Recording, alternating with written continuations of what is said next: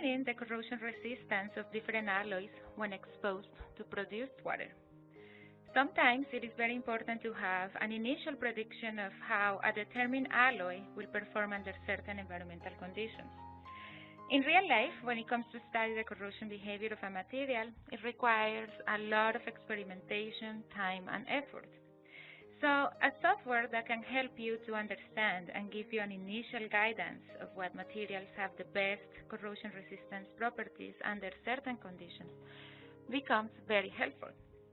OLI Studio Corrosion Analyzer can help you with this, and today I am going to show you how to get the most out of this tool. So, as a brief introduction, what does the OLI Corrosion Analyzer do? It helps you to predict metal dissolution, passive films, and surface deposits. It helps you to predict uniform corrosion rates and the potential for localized corrosion, such as pitting and crevice corrosion.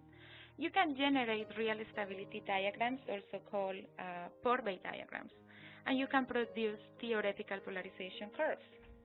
As a result, this tool helps you to reduce risky plant field testing and manage design, operation, and maintenance of a plant or equipment.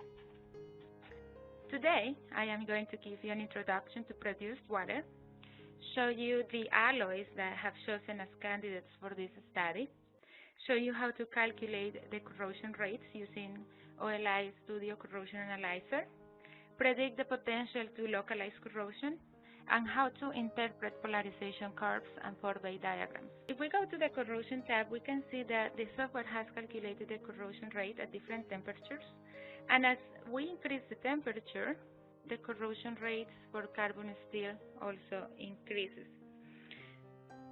You can also, or we can also see if the software has predicted any localized damage for these alloys.